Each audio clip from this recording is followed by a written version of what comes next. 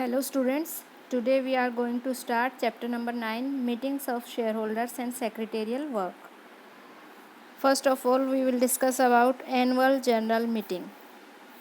According to Companies Act 2013 section 96, except one person company, एक व्यक्ति वाली कंपनी को छोड़ के प्रत्येक कंपनी को हर साल अपनी अदर मीटिंग्स के साथ साथ एक जनरल मीटिंग जो है वो करनी होती है, जिसको हम एनुअल जनरल मीटिंग कहते हैं। इसको हम नोटिसेस में मीटिंग से स्पेसिफाई करते हैं। What is the objective of annual general meeting, क्यों की जाती है? क्योंकि कंपनी के जो मेंबर्स होते हैं वो बहुत ज़्यादा मेंबर्स होते हैं, लार्ज नंबर ऑफ़ मेंबर्स, और वो बहुत लार्ज एरिया के अंदर फैले होते हैं। वो हमेशा कंपनी के बिज़नेस के बारे में या कंपनी के जो फ्यूचर प्लान्स हैं उनके बारे में हमेशा अवेयर नहीं रह सकते। तो इसलिए उन शेयर होल्डर्स को एनुअल जनरल मीटिंग में इकट्ठा किया जाता है ताकि वो कंपनी के स्टेट ऑफ अफेयर्स के बारे में जान सकें। जब शेयर होल्डर्स इकट्ठे होते हैं तो उस टाइम पे वो उनका क्या पर्पज़ होता है कि वो अपने आइडियाज़ को, अपने व्यूज़ को एक्सचेंज कर सकें डायरेक्टर्स के साथ और उनको सजेशन दे सकें। ठीक है, इसके बाद है importance of annual general meeting. Importance क्या होती है एनुअल जनरल मीटिंग की? जो ये मीटिंग है ये बहुत इम्पोर्टेंट होती है शेयर होल्डर्स के लिए, क्योंकि इससे शेयर होल्डर जो है उनको कंपनी की इकोनॉमिक कंडीशन के बारे में जानने का मौका मिलता है और जो कंपनी के पॉलिसीज़ एंड प्रोग्राम्स हैं उनके बारे में वो जान पाते हैं। इसके अलावा उनको कंपनी की मैनेजमेंट के सामने अपने विचार रखने का मौका मिलता है, अपने पॉइंट ऑफ व्यू वो बता सकते हैं। सिर्फ एनुअल जनरल मीटिंग से यही नहीं होता है, इसके अलावा जो शेयर होल्डर्स होते हैं कंपनी के स्टेट ऑफ अफेयर्स की क्लियर पिक्चर उनके सामने आती है, उनको कंपनी की रिपोर्ट्स को एग्जामिन करने का मौका मिलता है। डायरेक्टर्स और ऑडिटर्स की जो रिपोर्ट है, फाइनल अकाउंट्स हैं पिछले सालों के और जो प्रोग्राम्स हैं कमिंग ईयर्स के कंपनी के, उनके बारे में वो जान पाते हैं, उनको एग्जामिन कर पाते हैं। इसके अलावा शेयर होल्डर्स जो हैं अपने आइडियाज़ को एक्सचेंज कर सकते हैं कंपनी के डायरेक्टर्स के साथ, डिविडेंड डिक्लेरेशन से रिलेटेड, या फिर नए डायरेक्टर्स की अपॉइंटमेंट करनी है, जो डायरेक्टर्स रिटायर हो रहे हैं उनकी जगह पे नए डायरेक्टर्स को लगाना है।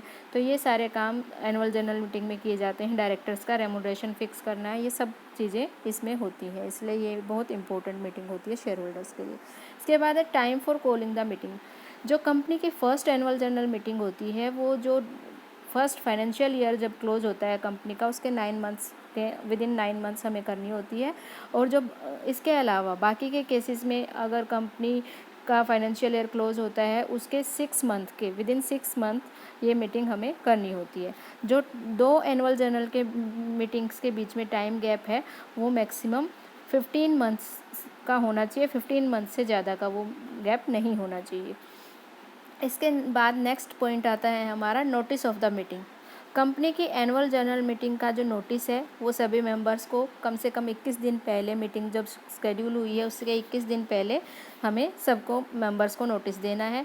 नोटिस के अंदर किस डेट को मीटिंग होगी, किस टाइम पे होगी, किस प्लेस पे होगी, ये सब चीज़ें उसमें हमें बतानी है।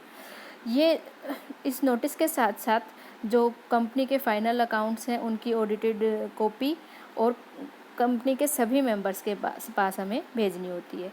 इसके बाद है business transacted in annual general meeting. किस तरह की चीज़ें जो हैं वो एनुअल जनरल मीटिंग में डिस्कस होती हैं? 2 तरीके की चीज़ें इसमें डिस्कस होती हैं, 2 तरीके का business, normal business and special business. Normal business के अंदर क्या क्या चीज़ें आ जाती हैं कि जो कंपनी के फाइनल अकाउंट्स हैं, जो डायरेक्टर्स की रिपोर्ट है उनको एग्जामिन करना, उन पे अपने विचार रखना, एक्सचेंज करना व्यूज़ को। उसके बाद है डिविडेंड डिक्लेरेशन, जो डिविडेंड पेबल है उसको डिक्लेयर करने से रिलेटेड जो इश्यूज़ हैं वो कंपनी के शेयर्स के जो ऊपर जो डिविडेंड डिक्लेयर किया जाता है उससे रिलेटेड इश्यूज़ को डिस्कस करना। इसके बाद आता है नेक्स्ट हमारा जो डायरेक्टर्स रोटेशन की प्रोसेस से रिटायर हो जाते हैं उनकी जगह नए डायरेक्टर्स अपॉइंट करना। उसके बाद ऑडिटर्स को अपॉइंट करना और उनका रेमुनरेशन फिक्स करना। ये नॉर्मली एनुअल जनरल मीटिंग में बिज़नेस ट्रांजैक्ट किया जाता है। इसके अलावा कुछ स्पेशल बिजनेस ट्रांजैक्शंस भी होती हैं जो इसमें की जाती हैं, जिनके लिए एनुअल जनरल मीटिंग बुलाई जाती है शेयर होल्डर्स की। वो क्या है? जो कंपनी के डायरेक्टर्स हैं उनको अपॉइंट या करना है या रीअपॉइंट करना है या उनका रेमुनरेशन फिक्स करना है। या फिर कंपनी की शेयर कैपिटल को इंक्रीज़ करना है, कंपनी के आर्टिकल ऑफ एसोसिएशन जो है उसको ऑल्टर करने के लिए। ये कुछ स्पेशल ट्रांजैक्शंस होती हैं जिनके लिए एजीएम होती है। इसके बाद है, अगर हम एजीएम को नहीं बुलाते हैं, नहीं कॉल करते हैं एजीएम को, तो उसकी क्या कॉन्सिक्वेंसेस होती हैं। तो क्या होता है, कोई भी मेंबर जो है कंपनी का वो एप्लीकेशन दे सकता है ट्रिब्यूनल में, और उसके बाद जो ट्रिब्यूनल है वो डायरेक्ट करता है कंपनी को जनरल मीटिंग कॉल करने के लिए।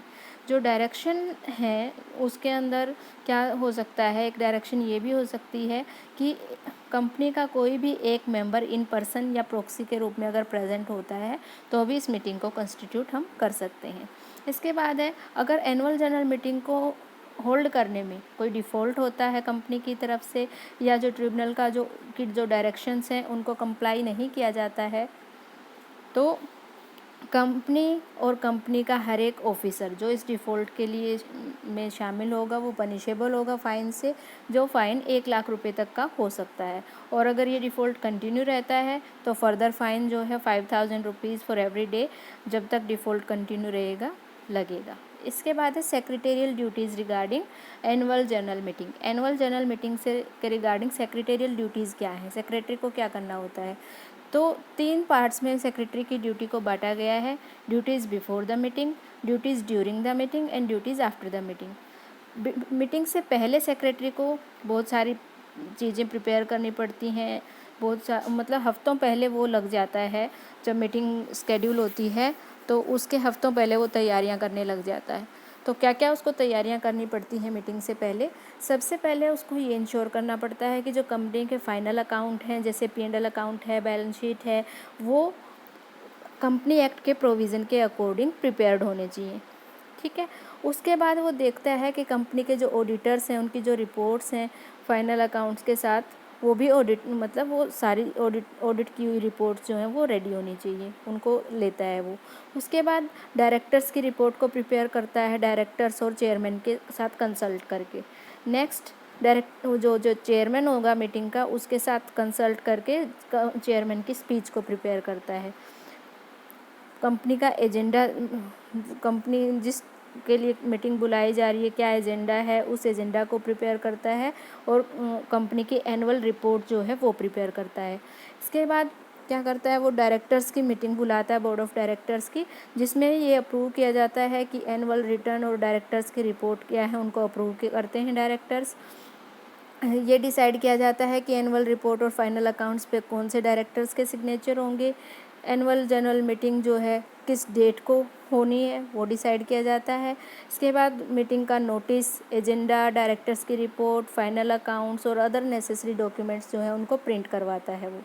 ठीक है, उनके लिए तैयारी करता है।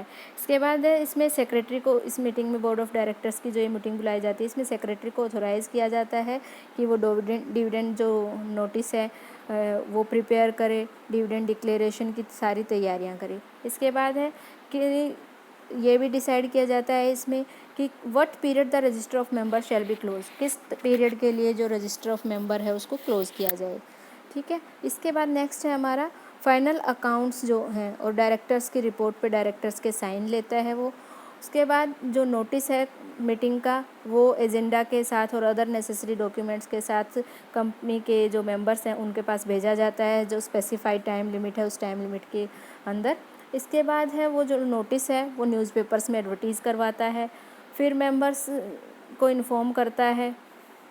और अगर जो शेयर्स हैं वो स्टॉक एक्सचेंज में लिस्टेड हैं कंपनी के शेयर्स, तो स्टॉक एक्सचेंज के साथ कंसल्ट करके कि रजिस्टर, मेंबर्स का रजिस्टर कब क्लोज़ करना है, ट्रांसफ़र रजिस्टर कब क्लोज़ करना है, ये डिसाइड किया जाता है और मेंबर्स को इसकी इन्फॉर्मेशन दी जाती है। फिर पोल कंडक्ट करने के लिए जनरल मीटिंग में कई बार पोल कंडक्ट करना पड़ जाता है, तो उसके लिए अरेंजमेंट करता है। कंपनी के मेमोरेंडम और आर्टिकल्स को या अदर जो भी रजिस्टर्स हैं, बुक्स हैं, डॉक्यूमेंट्स हैं जो प्रेजेंट करने पड़ सकते हैं, ज़रूरत हो सकती है मीटिंग में, उनको रेडी करता है, उनको रेडी रखता है। इसके बाद है जो सिटिंग अरेंजमेंट्स देखता है वो, कि कंपनी में जो जो एक्सपेक्ट किया जा रहा है कि कंपनी को अटेंड करने वाले जो भी लोग होंगे, चाहे वो डायरेक्टर्स हैं, ऑडिटर्स हैं, मेंबर्स हैं, या अदर जो भी पर्सन हैं जो मीटिंग में को अटेंड करेंगे, उनके लिए सिटिंग अरेंजमेंट को देखता है।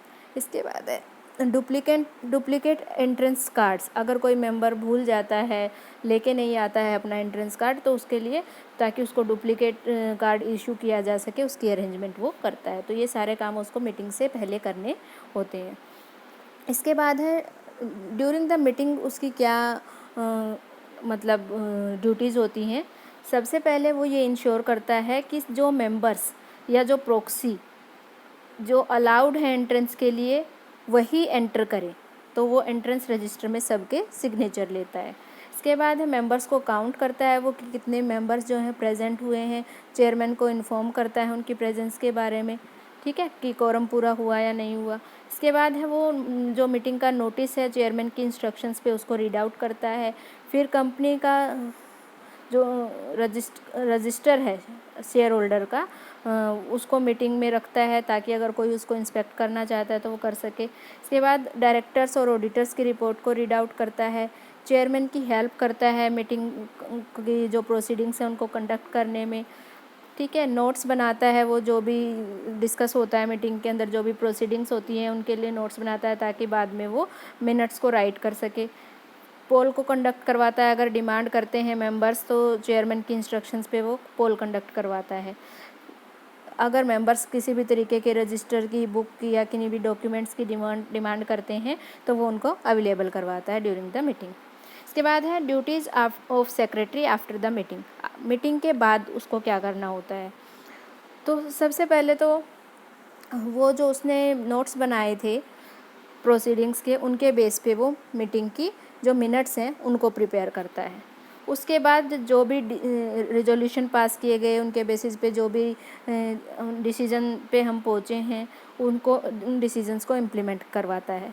उसके बाद जो भी डायरेक्टर्स हैं या जो ऑडिटर्स हैं जिनकी अपॉइंटमेंट हुई है या रीअपॉइंटमेंट हुई है उनको नोटिस देता है। फिर फाइनल अकाउंट्स हैं कंपनी के, प्रॉफिट एंड लॉस अकाउंट है, बैलेंस शीट है, वो उनकी कॉपीज़ रजिस्ट्रार को फाइल करता है। डिविडेंड जो डिक्लेयर किया गया है मीटिंग में उसको डिस्ट्रीब्यूट करने के लिए अरेंजमेंट करता है।